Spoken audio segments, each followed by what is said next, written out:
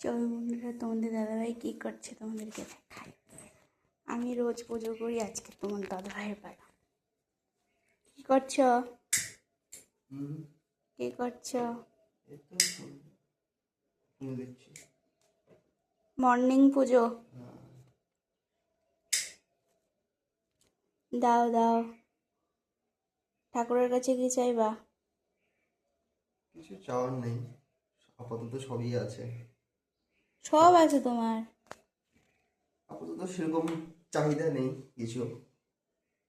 আচ্ছা, মন দিয়ে পুজো দিচ্ছ নাকি?